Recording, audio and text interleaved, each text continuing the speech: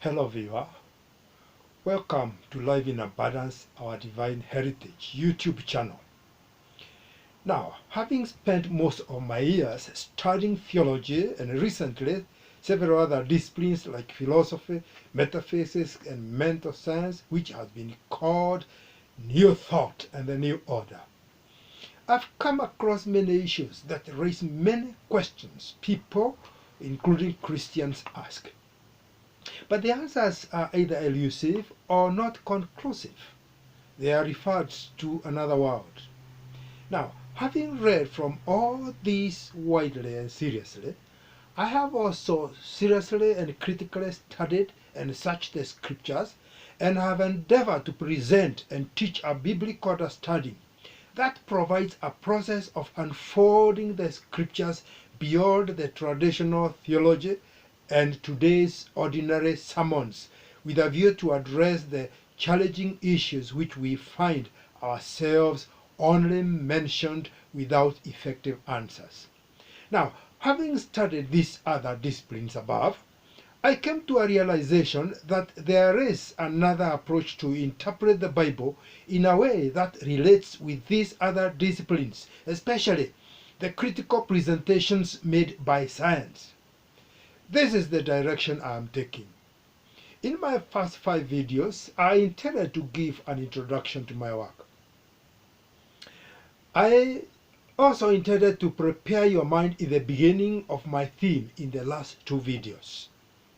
Now, I would like to lead you on to the understanding of what drives our life and makes us do what we often do. This begins from the mind or heart. Now, while many speakers following various disciplines have mentioned, use terms and words mainly subconscious, conscious, subjective, and objective when they are referring to the various levels of the mind, I have devoted my time and energy to find the equivalent of this from the Bible, the root word being the mind. However, when you are able to indulge yourself with Greek, especially the New Testament, you find that several words are used to mean mind. I would like now, if I may, to introduce you to some of these for the purpose of understanding the Bible more clearly. I will start with those less used and finish with the most common. I've tried to make this understood in the simplest way possible. Students of theology would need more material on an inquiry. The first one is phronein, which we find used for the way of thinking with particular inclination. Let this mind be in you as was in Christ Jesus, quoted in Philippians. It is the attitude of the mind. The second one is dianoia. This is referred to as mind in various places of the Bible. In Matthew chapter 22 verse 37, for example, Jesus said, "You shall love the Lord with all your heart and your soul and your mind," that is dianoia. Dianoia is the intention of the heart. The third is suke, which I've mentioned earlier, the soul. This may have many usages in the Bible, referred to as soul. For example, in Ezekiel chapter 18 verse 20, the soul that sins shall die. Even that short form of the commandment, Jesus said, love the Lord with all your soul. It is this one. In some other places, it refers to the whole human being, and in our context, it refers to that part of being that makes decisions, and it is also the store of feeling and moods. It is the driving force in man, the seat of the wheel. Incidentally, the word psychology takes its root from this word, which is the study of the mind. That means when your mind is in disarray because of distended, extreme negative feelings and moods, and also weak will, you are sick in mind. In many places in the Bible, this word is closely related to the next two I'm about to mention. The fourth is the heart. The heart is a storage of many thought processes that are manifested or expressed externally. For example, in Mark chapter 7, verse 21 to 23, Jesus said, "For from within, out of the heart of man, proceed evil thoughts, adulteries, fornications, murders, thefts, deceit, lewdness, an evil eye, blasphemy, pride, foolishness. All these evil things come from within and defile a man." We often refer to them as attack from outside, devil's attack and so forth, but they come from the heart. They were developed in the heart. Good things can also come out, as we find in Matthew chapter 6, verse 45, where Jesus said, "A good man out of the treasure of his heart brings forth good and evil. Man out of the evil treasure of his heart brings forth evil. For out of the abundance of the heart, the mouth speaks." Or, as a man thinks in his heart, so is he. Now, the definition of the heart is that it is the center of the human being, that is the inner being. The Bible rarely talks about the heart as the muscle, but this heart is referred to many, many times. Yeah, I would like to quote the definition given by Theological Dictionary of the New Testament, the books you find behind me, volume 3. "In the heart dwell feelings and emotions, desires and passions." The heart is the seat of understanding, the source of thought and reflection. The heart is the seat of the will, the source of decision making.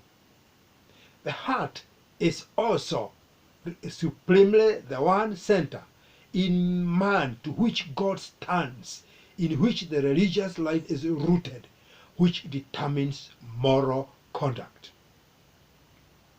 The last one is nous, spelled N-O-U-S. This is the word used as a faculty of thinking, understanding, and reflection. It is creative and practical. It is the inner being or inner life. It is the divine element in man, the inner man. It is the inner direction of thought and will and the orientation of moral consciousness, which requires constant renewal. It is practical reason whereby it is moral consciousness as well, as it concretely determines will and action. Yeah, nous is behind our will and action. It is a purely human function, though its presence implies man's responsibility towards God. I have found that this nous and the heart are closely used in the Bible. For example, St. Paul, describing the state of the people who refuse to obey God in Romans chapter 1, verse 21, says, "Although they knew God, they did not glorify him as God, nor were thankful, but became futile in their minds," that is their nous, "and their foolish hearts were darkened."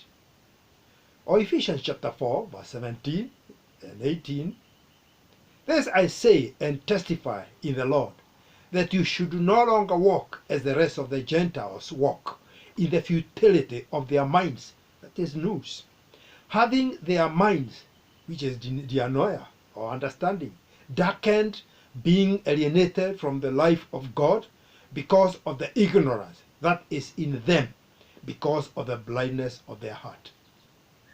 So, the heart and mind in this context are used closely, sometimes interchangeably. In other places, especially in the book of Ephesians, we find the inner mind mentioned. In Ephesians chapter 4, verse 22, it talks of renewal of your minds. That is nous, and the other one is put on the new man, which is the inner.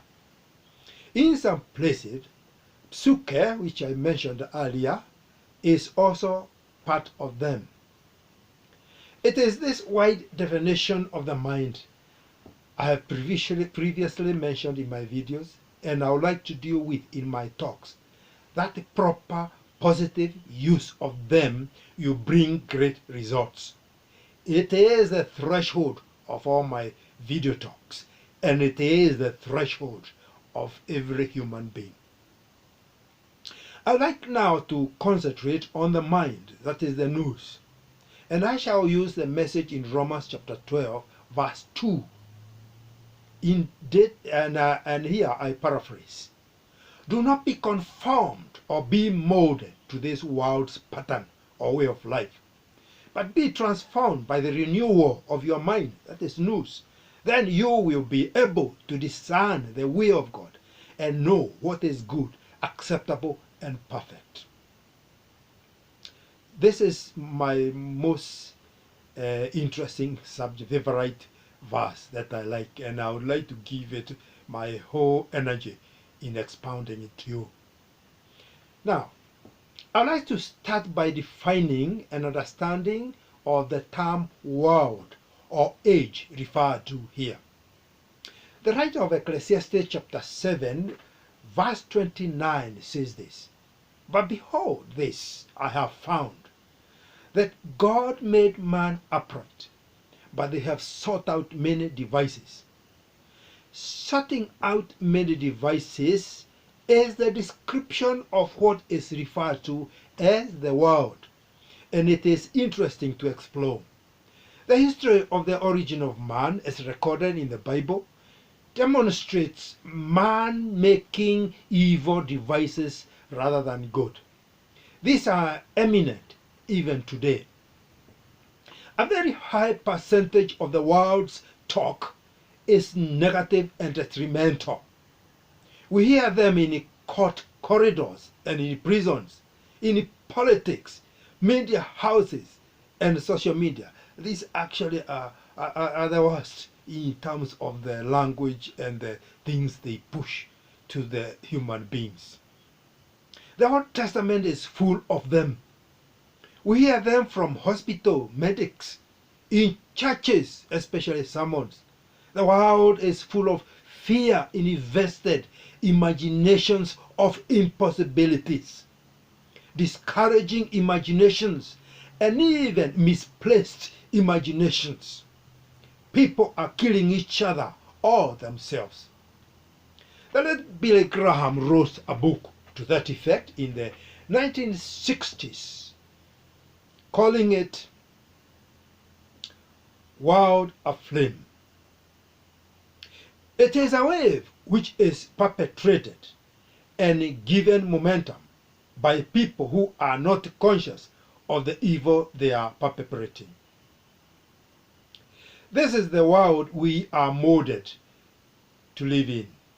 No wonder, as Christians, we preach of another world, better world to come. But we still can make this one better by God's grace. Jesus came to give life in abundance. Now, there are three levels in which such evils are perpetuated in the world. The first level is that which affect everyone, caused by influential evil people who have borrowed from the same system. I describe it as the Cain syndrome. Am I my brother's keeper? You know the story. A composition of lusts of the flesh, the lust of the eyes, and the pride of life, as written in 1 John chapter 2, verse 16, or what St. Paul calls futile thinking, which is the operating system of the mind, resulting to selfishness, corruption, and the like. Even innocent people find themselves embroiled in it. We see this in the political field throughout history. When bad and evil people are in positions of influence, they destroy institutions and structures and others and false religions. They make many innocent people suffer by creating in their minds this mode of thinking. The Bible says they cause people to sin. They make laws and regulations that enslave people. We have experienced people being molded into such thinking, and you talk about things they do not know as if they know everything. I call it pseudoism. The second level is the bigger situation. Those areas of life where people in communities engage themselves with the beliefs, cultures, and traditions that cripple their thinking and hinder beneficial right action. Areas where wrong or false information is inculcated. All this we tend to call culture and tradition, but it inhibits growth and development and even the right perception of God. This is what Jesus experienced from the Jews. There are also practices and beliefs that are not necessarily evil, but they are scientifically wrong. The writer of Hebrews chapter 12 calls them weights. When this is embraced for a long time, it becomes a worldview, which people will call culture. People do not realize that changing those beliefs and practices make life better, happier, and prosperous, but you stick on them. It is their comfort zone. The third level consists of those vices working in the mind of an individual that create a sense of limitation and higher freedom to be and hinder freedom to be and do the right thing in their lives. There is intimidation, fear, worry, terror, and such like, which drain the mind of its peace.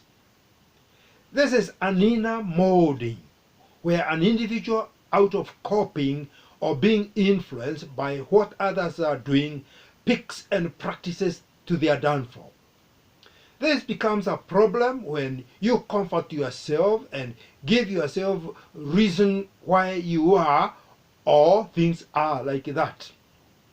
There are areas of life where even wrong or distorted Christian teaching has molded followers to wrong retrogressive thinking.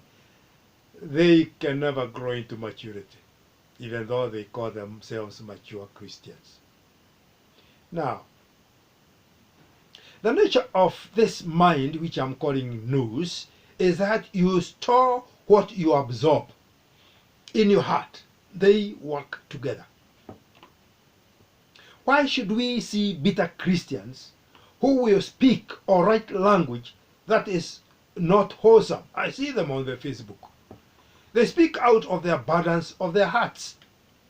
Why would the people want and defend their abnormal sexual relationships, fight and do what is not right in normal circumstances? Is this not being molded to the patterns of this age? The list goes on and on and on and on. These three levels determine the nature of the environment and circumstances people live in. Though nations and cultures and people in particular natural environments deal with them differently, when people become so much used to such processes, the situation becomes a frame of reference, the undercurrent that determines the way things are done. The message is, do not be molded to this worldview. Do not let your mind, that is nous, be squeezed and molded into it. Many of the shortcomings in life are brought about by giving in or embracing such thought processes. You can refer to the positive action in my previous video on Jabez titled, "Oh, that you bless me indeed." Actually, this one is following that one. I'd like now to address the situation in which the molding or conforming come about. A major one is the power of suggestion.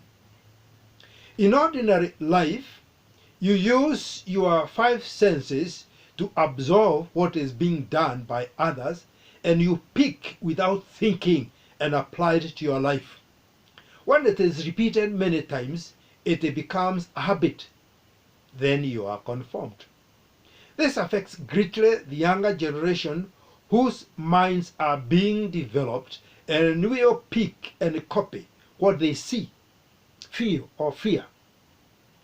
Many a time they do not have the better presentation at hand to make comparisons. The message here is instead, be transformed. The Greek word is metamorphosis. There is a parable told of a frog who jumped into the river where there were tadpoles. One of the tadpoles asked him, "Where are you coming from, Mr. Frog?" "From the kingdom of the land," they answered Mr. Frog. "Where is that?" "Not far from where we are living here. There are lifelines and many delicious insects and worms for the food, and there is sunshine." The tadpole set the argument on the impossibility of anything like the kingdom of the land until the frog was irritated. So the frog told the tadpole affirmatively, "You cannot see the kingdom of the land unless you are metamorphosed." You also know about a caterpillar which is metamorphosed into a butterfly. One great challenge most of the human beings experience is their inability to think of change when they find themselves so molded by the circumstances they find themselves in. They cannot imagine a different life other than the one they are in.